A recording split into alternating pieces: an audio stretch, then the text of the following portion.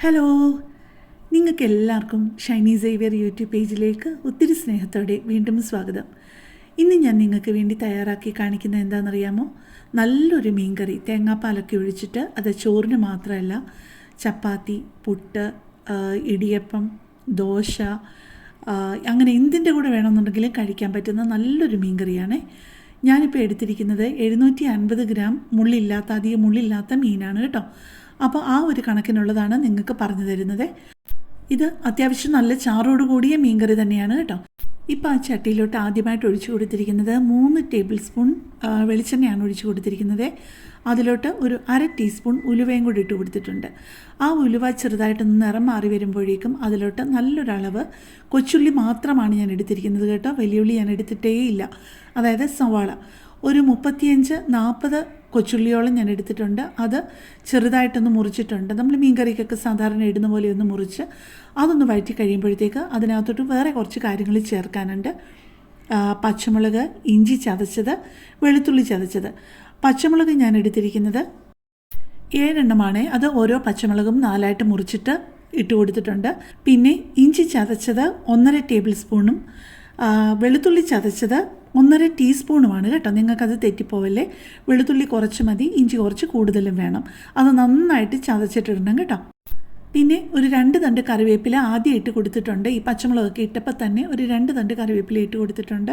കുറച്ച് കഴിഞ്ഞിട്ട് നമുക്ക് കുറേ കൂടി ചേർക്കാനുണ്ട്. ഇനിയിപ്പോൾ അതിലോട്ട് ചേർക്കാനുള്ളത് തക്കാളിയാണേ. ഇതെല്ലാം നന്നായിട്ടൊന്ന് വഴന്നാൽ മതി. ഇത് ബ്രൗൺ കളർ ആകരുത് കേട്ടോ. ബ്രൗൺ കളറായി കഴിഞ്ഞ് കഴിഞ്ഞാൽ അതിൻ്റെ ടേസ്റ്റിന് വ്യത്യാസം വരും. നമ്മൾ ആദ്യം ഇട്ട് കൊടുത്ത് അത്രയും നന്നായിട്ടൊന്ന് വഴറ്റി കഴിയുമ്പോഴത്തേക്കും അതിനകത്ത് ഒരു 1.5 മീഡിയം വലിപ്പത്തിലുള്ള തക്കാളിയും കൂടെ ഇതുപോലെ നീളത്തിലോ നിങ്ങൾക്ക് ഇഷ്ടം പോലെ അത് മുറിച്ചിടാം. പക്ഷേ ഇതല്ലാതെ നിങ്ങൾക്കറിയാലോ, നമ്മുടെ മീൻപുളി ഉണ്ടല്ലോ, മീൻപുളിയുടെ പുളിയും വരുന്നുണ്ട്. അതുകൊണ്ട് തക്കാളിയുടെ പുളി ആവശ്യത്തിൽ കൂടുതലായിട്ട് വേണ്ട. പിന്നെ നിങ്ങൾ തക്കാളി മാത്രമേ ഇടുകയുള്ളൂ. മീൻപുളി ഇടില്ല എന്നുണ്ടെങ്കിൽ തക്കാളിയുടെ അളവ് കൂട്ടണം കേട്ടോ. 3-4 തക്കാളി വേണമെന്നുണ്ടെങ്കിൽ ഇടാം, അല്ലെങ്കിൽ അതിന് പകരം മാങ്ങ ഇടാം.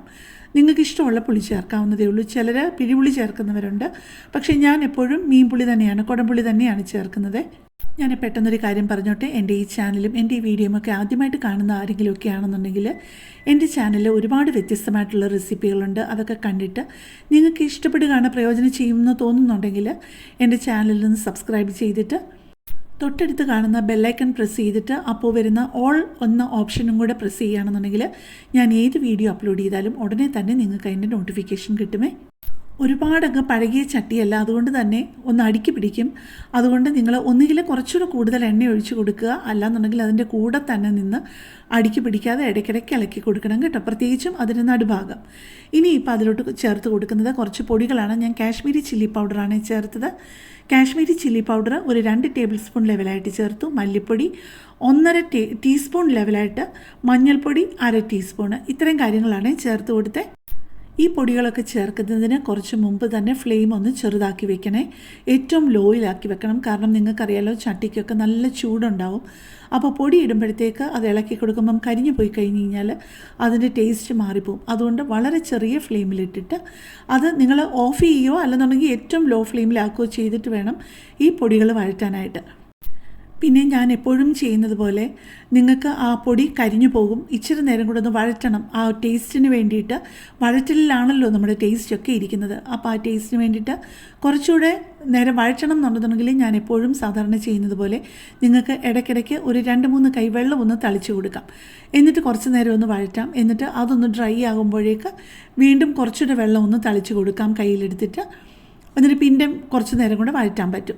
പക്ഷേ കരിഞ്ഞു പോകാതെ പ്രത്യേകം ശ്രദ്ധിക്കണേ. ഇപ്പം ഞാൻ 4 നല്ല കഷ്ണം കുടംപുളി എടുത്തിട്ട് അതിനെ കുറച്ചായിട്ടൊന്ന് മുറിച്ചിട്ടുണ്ട്. ഓരോന്നും 3 കഷ്ണമായിട്ടൊന്ന് മുറിച്ചിട്ട് കൊടുത്തിട്ടുണ്ട്. ഇനി നമുക്കതിനകത്ത് കുറച്ച് കറിവേപ്പിലയും കൂടെ ചേർക്കാനുണ്ട്. ഒരു 2-3 തണ്ട് കറിവേപ്പില എടുത്ത് കൈവെള്ളയിൽ വെച്ച് നന്നായിട്ടൊന്ന് ഞെരടി കൊടുത്തിട്ട്, നിങ്ങൾക്കറിയാമല്ലോ, അപ്പോൾ കുറേ കൂടെ നല്ലതായിട്ട് അതിൻ്റെ ഒരു മണം ഇറങ്ങും. അപ്പോൾ നന്നായിട്ടൊന്ന് ഞെരടി കൊടുത്തിട്ട് ആ കറിവേപ്പിലയും കൂടെ അതിനകത്തോട്ട് ചേർത്തിട്ട് 2 കപ്പ് ഫ്രഷായിട്ട് ചിരകിയ തേങ്ങയിൽ നിന്ന് എടുത്ത് 2ആം പാല് ഇതിനകത്തോട്ട് ഒഴിച്ച് കൊടുക്കുകയാണേ.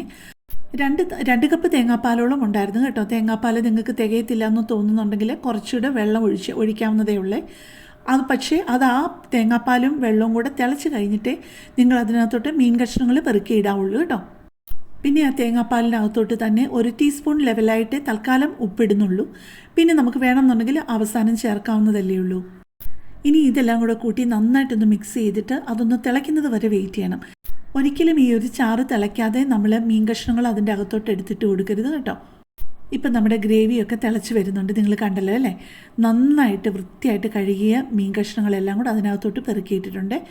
എനിക്ക് കിട്ടിയത് മോത എന്ന് പറഞ്ഞ മീനായിരുന്നു കേട്ടോ. ഏതാണ്ട് നെമ്മീൻ പോലെ തന്നെയുള്ള മീനാണ് മോത. പിന്നെ മോതയുടെ ആ ഒരു ഫ്ലഷിന്, ആ ഒരു മീനിൻ്റെ ആ ഒരു പീസിന് കുറേ കൂടെ സോഫ്റ്റാണ്.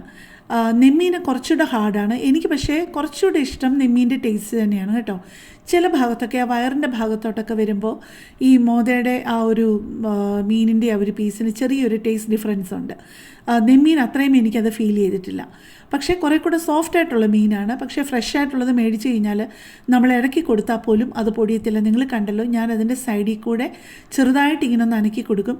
എന്നിട്ട് ഈ തടിയുടെ സ്പൂൺ ഇട്ടിട്ടാണെന്നുണ്ടെങ്കിൽ പോലും നമുക്കത് ഫീൽ ചെയ്ത് ഇറക്കാൻ പറ്റുമല്ലോ. ആ ഒരു തടിയുടെ സ്പൂണ് അതങ്ങനെ പെതുക്കെ ആ ഒരു കഷ്ണങ്ങളുടെ ഇടയിൽ കൂടെ ഒന്ന് അനക്കി കൊടുത്തു കഴിഞ്ഞാൽ ഒരു കാരണവശാലും അത് പൊടിയില്ല. അതിന് റബ്ബർ സ്പാച്ചുല തന്നെ വേണം എന്നൊന്നുമില്ല. അപ്പോൾ ഇതുപോലൊന്ന് ഇളക്കി കൊടുത്തു കഴിഞ്ഞാൽ ഫ്രഷ് ആയിട്ടുള്ള മീനാണെന്നുണ്ടെങ്കിൽ ഒരു കാരണവശാലും അത് പൊടിയില്ല. അല്ല, ഫ്രഷ് ആയിട്ടുള്ള മീൻ അല്ലെങ്കിൽ നിങ്ങൾക്ക് ചെയ്യാവുന്നത് ആ ചട്ടി എടുത്തൊന്ന് കറക്കി ചുറ്റുകയോ അല്ലാന്നുണ്ടെങ്കിൽ പെതുക്കെ ആ ചട്ടി മൊത്തമായിട്ട് എടുത്തൊന്ന് അനക്കി കൊടുക്കുകയോ ചെയ്യാവുള്ളൂ കേട്ടോ. ഇത് ഞാൻ നിങ്ങളെ കാണിക്കാം. അവസാനം ഒരൊറ്റ കഷ്ണം പോലും ഞാൻ അടിയിൽ കൂടെ റബ്ബർ സ്പാച്ചുല ഇട്ടിട്ട് മൊത്തമായിട്ട് ഇളക്കുന്നുണ്ടായിരുന്നു. എന്നിട്ട് പോലും ഒരൊറ്റ പീസ് പോലും പൊടിഞ്ഞിട്ടില്ലായിരുന്നു കേട്ടോ. ഇപ്പം നന്നായിട്ട് പാകമായിട്ട് നമ്മുടെ മീൻകറിയൊക്കെ വെന്ത് വന്നിട്ടുണ്ട്. വളരെ കുറച്ച് നേരം മൂടി വെച്ച് വേവിച്ചാൽ മതി കേട്ടോ. നിങ്ങൾക്കറിയാമല്ലോ, മീനിനൊന്നും വലിയ വേവില്ല. ഒരുപാട് അങ്ങ് വേവിച്ച് കഴിഞ്ഞാൽ അതങ്ങ് ഒരിച്ചിരി ഹാർഡാവും. അതിനേക്കാൾ നല്ലത് ആ ഒരു കറക്റ്റ് വേവിലെടുക്കുക എന്നുള്ളതാവും. മാക്സിമം ഒരു 10 മിനിറ്റിൽ കൂടുതൽ നിങ്ങൾ മീനൊന്നും വേവിക്കേണ്ട ആവശ്യമില്ല. ഇപ്പം നമ്മൾ ഒന്നാം പാലും ഒഴിച്ചു കൊടുത്തിട്ടുണ്ട്. അതിലോട്ട് നിങ്ങൾക്കറിയാമല്ലോ, ഒന്നാം പാൽ ഒഴിച്ചു കൊടുത്തു കഴിഞ്ഞാൽ ഒരു കാരണവശാലും തിളയ്ക്കരുത്. ഒന്നുകിൽ ഒന്നാം പാൽ ഒഴിക്കുന്നതിന് കുറച്ച് മുമ്പ് തന്നെ നമ്മുടെ ഫ്ലെയിം ഓഫ് ചെയ്യുക.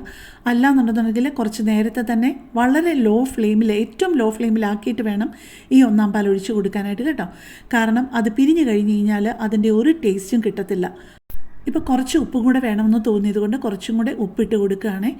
ഇനി അത് ഏറ്റവും അവസാനമായിട്ട് കുറച്ച് കാര്യങ്ങളും കൂടെ ചേർക്കാനുണ്ട്. വീണ്ടും ഒരു 2-3 തണ്ട് കറിവേപ്പില കൈവെള്ളയിൽ വെച്ച് നന്നായിട്ടൊന്ന് ഞെരടി അതിനകത്തോട്ട് ചേർത്തിട്ട് 1 ടേബിൾ സ്പൂൺ വെളിച്ചെണ്ണയും കൂടെ അവസാനം ഒന്ന് ഒഴിച്ച് കൊടുത്തിട്ട് പിന്നെ നമുക്ക് ചേർക്കാനുള്ളത് ഉലുവാപ്പൊടി. ഒരു 1/4 ടീസ്പൂൺ അല്ലെന്നുണ്ടെങ്കിൽ മാക്സിമം ഒരു 1/3 ടീസ്പൂൺ ഉലുവാപ്പൊടിയും കൂടെ ചേർക്കണേ. ഞാനിപ്പോൾ നിങ്ങളെ കാണിക്കുമ്പോൾ ഉലുവാപ്പൊടിയൊന്നും ഇളക്കുന്നതായിട്ട് കാണിക്കുന്നില്ല. പക്ഷേ അത് ഭംഗിക്ക് വേണ്ടി അങ്ങനെ കിടന്നോട്ടേ നോർത്തു. പക്ഷേ അതെല്ലാം കൂടെ ഇളക്കി ചേർത്ത് കഴിയുമ്പോഴത്തേക്കും നമ്മുടെ ഒന്നാന്തരം തേങ്ങാപ്പാലൊഴിച്ച മീൻകറി റെഡി. ദേ കണ്ടല്ലോ അല്ലേ, നിങ്ങൾക്ക് കണ്ടാൽ തന്നെ അറിയാമല്ലോ എന്നാ ടേസ്റ്റാണ്. നിങ്ങളെ ചാറ് എത്രയാണ് നിങ്ങൾക്ക് വേണ്ടതെന്നനുസരിച്ച് വേണം വറ്റിച്ചെടുക്കാനായിട്ട് കേട്ടോ. അപ്പോൾ കൂടുതൽ നല്ലൊരു വീഡിയോയുമായിട്ട് നമുക്ക് നാളെ കാണാം. താങ്ക്